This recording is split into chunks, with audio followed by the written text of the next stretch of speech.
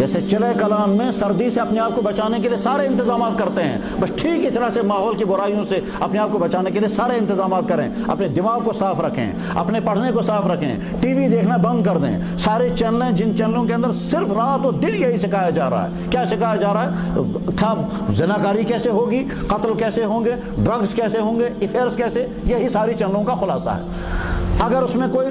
مفید پروگرام بھی ہوگا اس میں ننگی عورت آئے گی، اس میں بھی پہلے سیکس اثرات ضرور لائے جائیں گے، تو ساری دنیا اسی میں ڈوبی ہوئی ہے، اور یہ قیامت کی علامتوں میں سے اللہ کے نبی نے ارشاد فرمائی تھی۔ اسی لیے قرآن کریم میں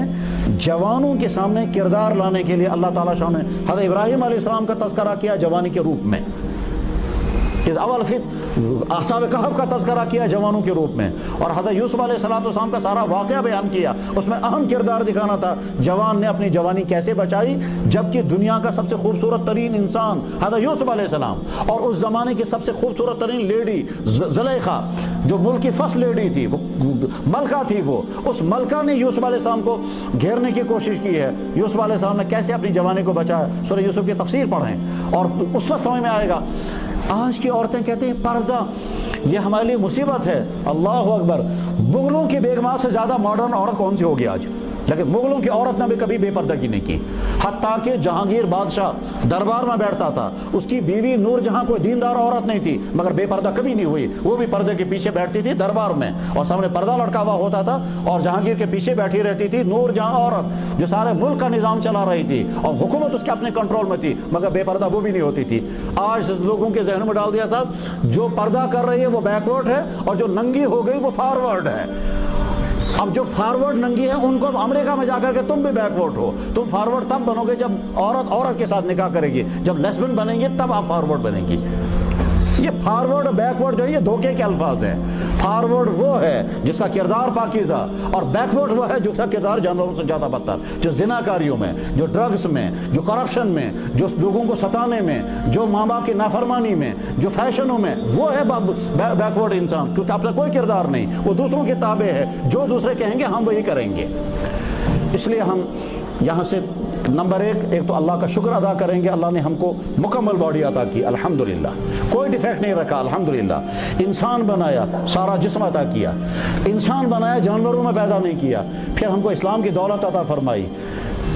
اس پر شکر ادا کر کے پھر توبہ کریں گے آج تک جتنی غلطیاں ہوئیں ان پر، اور آئندہ ارادہ کریں گے انشاءاللہ اپنے آپ کو پاک صاف رکھیں گے، جیسے جسمانی صحت کی فکر کریں گے ویسے روحانی صحت کی بھی فکر کریں گے، اور آئندہ فکر کرنے کے لیے جو کچھ ہمیں کرنا ہوگا وہ سارا ڈھونڈیں گے اور کریں گے۔ خاص طور پر پاک صاف نوجوانوں کے ساتھ رہنا شروع کر دیں، بلکہ یہاں تک کہنا صحیح ہے اگر کسی کا سگا بھائی بگڑا ہوا ہو اس سے بھی دور ہو جائیں، کسی کی سگی بہن اگر بگڑی ہوئی ہے اس سے بھی تعلقات کٹ کر لیں، سلام دعا تو رکھنا ضروری ہے، بات چیت بند نہیں کر سکتے، لیکن مل کر کے رہنا یہ صحیح نہیں ہے، چاہے اپنے، بلکہ یہ بھی کہہ سکتے ہیں کہ اگر خدا نخواستہ کسی کے ماں باپ بگڑے ہوئے ہوں، اس اولاد کو کہا جائے گا اپنے والدین کے حقوق ادا کرو مگر ان کے ساتھ اٹھنا بیٹھنا مت رکھو کیونکہ وہ بگڑے ہوئے ہیں۔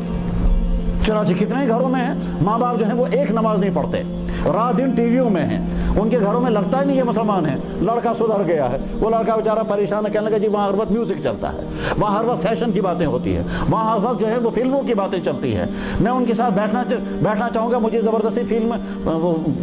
فلمیں دکھائی جاتے ہیں، تو ہم جواب میں کہتے ہیں ایسے ماں باپ سے کٹ ہو جاؤ، لیکن حقوق ان کے ادا کرنا ضروری ہے، ان کی خدمت بھی کرو گے، ان کی بات بھی مانو گے، ان کو سلام دعا بھی کرو گے، لیکن ان کی سوسائٹی میں مت بیٹھو، جہاں وہ یہ باتیں کرتے ہوں اس سوسائٹی سے دور رہنا ضروری ہے۔ کہنے والے کہیں گے یہ ماں باپ سے کاٹ رہے ہیں، ہم نہیں کاٹ رہے، اسلام یہ کہتا ہے ایسے ماں باپوں کے ساتھ رہنے میں انفیکشن ہو جائے گا اور تم بھی ویسے ہی بن جاؤ گے۔ اسی طرح سے بھائیوں سے، رشتہ داروں سے، بہت سے کہ جناب ہم کرتے ہیں مگر رشتہ دار کیا کہیں گے، جی بھائی ناراض ہو جائیں گے، نہیں، اپنا کردار زیادہ اہم ہے بمقابلے اپنی سوسائٹی کے۔ جب سوسائٹی ہماری رعایت نہیں کرتی تو ہم ان کی رعایت نہیں کریں گے اپنی جوانی کو بچانے کے لیے۔ تو انشاءاللہ نمبر 1 ہم اللہ کا شکر ادا کریں گے، پھر توبہ کریں گے اور آئندہ ارادے کریں گے کہ اپنے آپ کو بچائیں گے ان تمام روحانی بیماریوں سے جن ہماری بیماریوں میں پھنس کر کے ہماری زندگی تباہ ہو جائے گی۔ اللہ جل شانہ ان باتوں کو بولنے والے کے لیے اور سننے والے سب لڑکوں اور لڑکیوں کے لیے مفید سے مفید تر بنائے۔ وآخر دعوانا ان الحمدللہ رب العالمین برحمتک یا ارحم الراحمین، آمین۔